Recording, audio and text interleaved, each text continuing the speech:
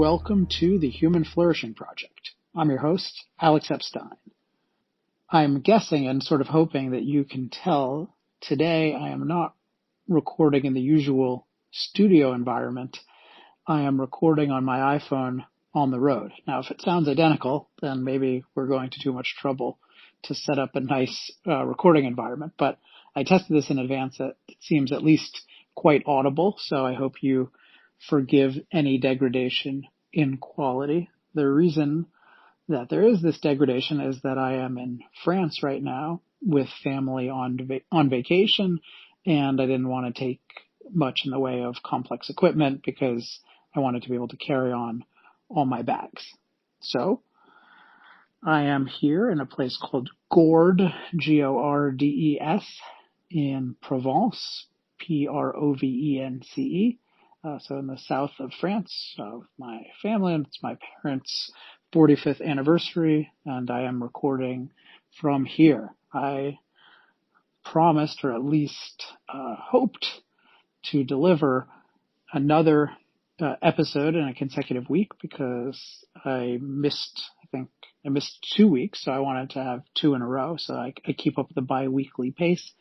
And so this week, what I want to do is continue the series on flow, which I think will be a series because today I want to add some additional thoughts on the issue of flow and leisure, or flow and recreation. So if you haven't heard last week's episode, I would highly recommend, almost insist on listening to it before this one, since this one is very much a continuation of last time's episode, because I talked about the book Flow by Mihai Csikszentmihalyi and some of the key ideas of it, and then I started talking about how it applies in theory, and then how I've tried to apply it in practice to my leisure life or recreational life. I'll use those two interchangeably.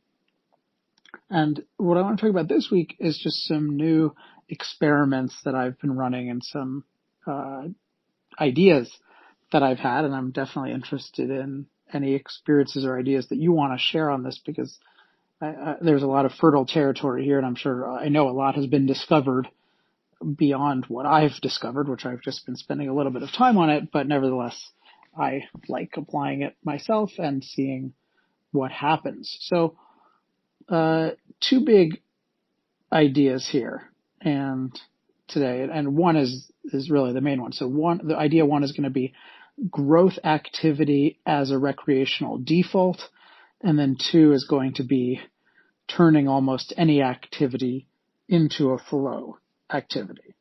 So I'll start out with the idea of growth activity as a recreational default. And just to give you some context on the trip. So I've been on this trip now about 5 days, I think. And during this trip, it's substantially a vacation. Now I have a book deadline, so I am working on my book most days. But I'm basically not doing any other work besides there's another project I guess I'm working on. But I'm not doing most of my regular consulting work and my newsletter and other different kinds of things, and certainly no speaking while I'm here. And so my workload and I'm not spending all day on the book. So I have a lot of potential leisure time. And it's been interesting thinking about how to spend that and what the effects of spending it different ways are. And we're in an environment, we're in a very nice house in this area with my 5 immediate family members plus my brother-in-law, so there are 7 of us. But we're near this village, but it's not a vacation with a huge number of predetermined activities. So there's a lot of latitude. So it's been really interesting thinking about, hey, how do I want to spend the time? And then how do different uses of time go?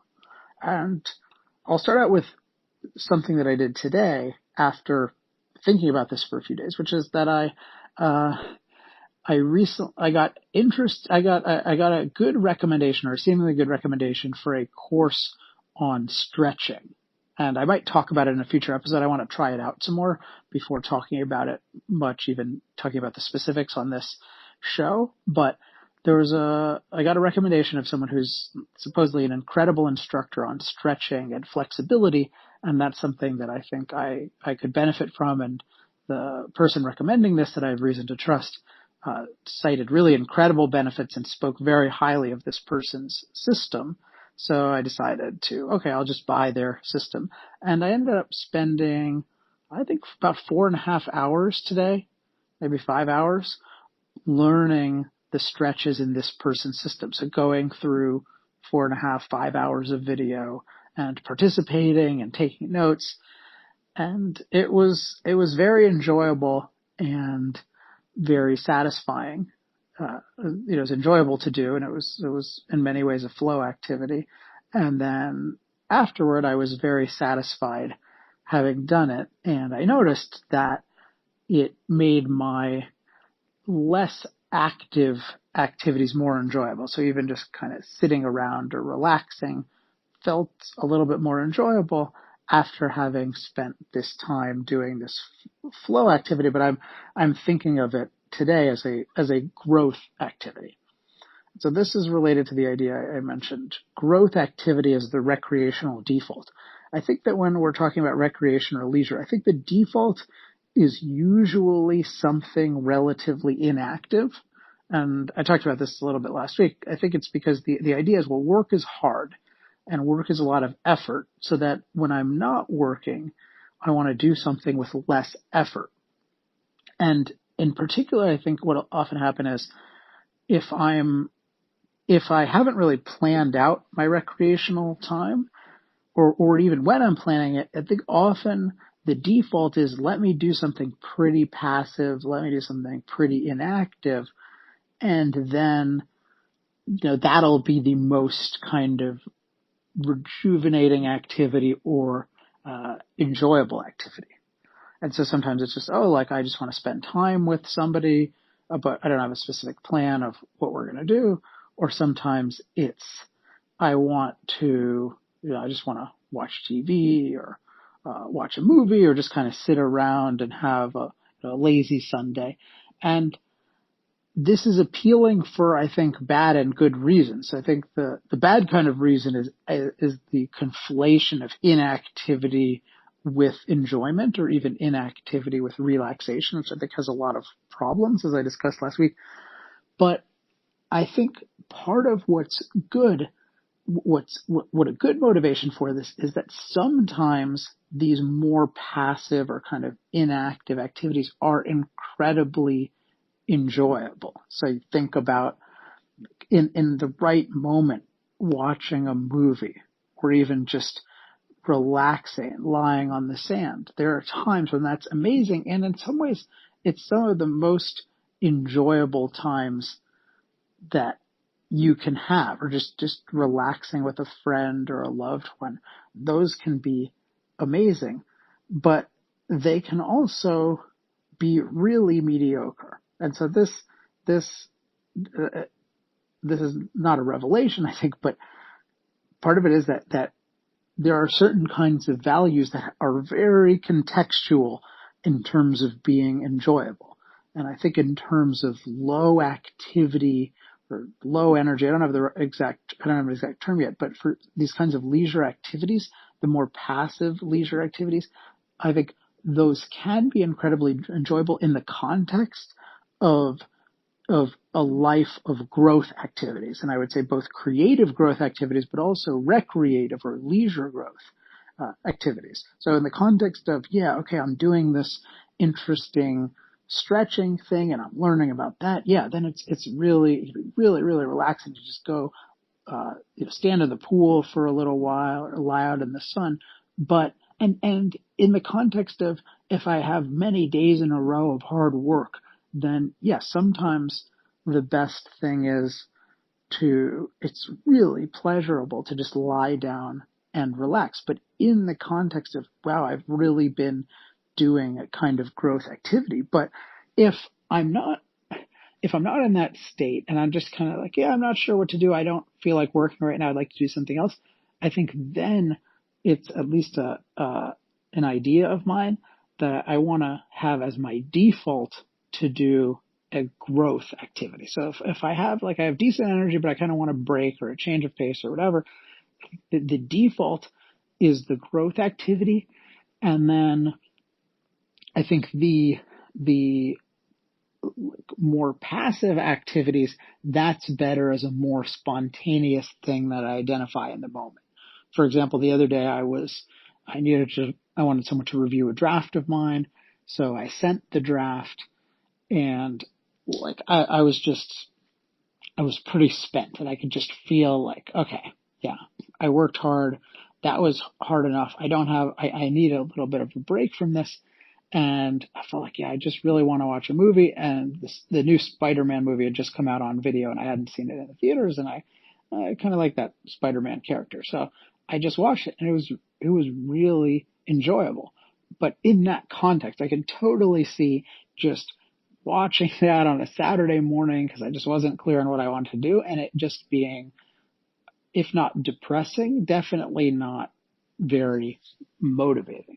So that's the idea I'm playing with, is just the default have growth activities as the default, and then those will make the more passive activities more enjoyable. And I think that the passive ones are easier to do more spontaneously. But I think that it's easy to get in a rut of just thinking, well, I don't want to work right now, but I don't know what I want to do. And to think, well, I don't want to do that much effort. I don't want to just work. I don't need to learn or something.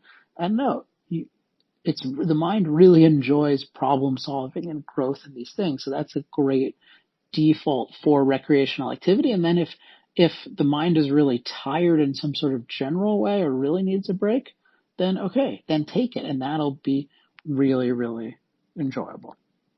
So that was the big idea today: growth activity as recreational default. The other one I've been thinking about is turning any activity into a flow activity. And in the book Flow, Csikszentmihalyi, he has these examples of these remarkable people who, under horrific conditions, are able to enjoy themselves to a significant extent just by turning anything into a growth activity. I don't have in front of me the examples, but there's this example of Viktor Frankl, which I've read excerpts of his book, but I've never read the book about, I think it's Man's Search for Meaning, but I think he did some amazing things, and there are other people in very, very difficult situations who have managed to keep their mind occupied and keep themselves sane. And that for those of us who don't have to deal with anything like that, fortunately, we can still think about, okay, the point is, a situation can be experienced very differently depending on the purpose we set ourselves, or even, and that can include making something into a kind of game. And so I've been thinking about this sometimes when I'm in the middle of something and it's feeling a little bit tedious. What do I do? So I was playing a game the other night, a game called Code Names, and it's a fun game, but there's a bunch of downtime, and I was just decided, okay, I'm gonna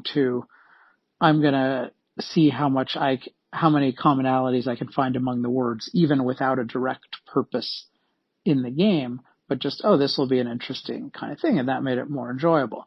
And then I was kayaking the other day, and I'm actually very obsessed with pedal kayaking right now, there are these amazing kayaks, at least by Hobie, the water sports manufacturer. They're a pretty cool company. I rode one of these pedal kayaks, and it's just amazing. You just pedal like on a paddle boat, or on a pedal boat rather, and it's just very efficient, and you don't have to row. But my family was kayaking the other day, and I had to row, and I was just getting a little bit bored of it, and I don't like it that much because it's hard for me to enjoy the water, at least at my own level of rowing. So I just decided, okay, well, I'm gonna keep myself entertained, and it was just going to turn this into flow activity. And one thing was just to count my strokes, and then to play with the rhythm of it, and to sing during it, just to do all these little tasks. Nothing particularly brilliant, but it definitely made the task more enjoyable, and it also had the effect of breaking it down and making it more manageable, because I basically said, okay, I'm estimating that there are 1,000, it's going to take me 1,000 strokes to get there. So I wanted to count out loud to 1,000, and I probably forgot to count a little bit, but I ended up getting there basically exactly on 1,000. So that was fun.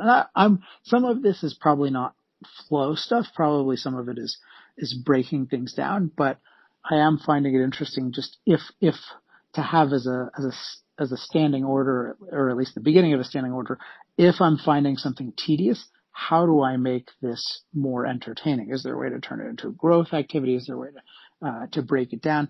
Just to not accept something as tedious, knowing that a person with a different mindset or different focus, or who's treating it as a different game, could have an amazing experience doing that. So I'm finding that also to be an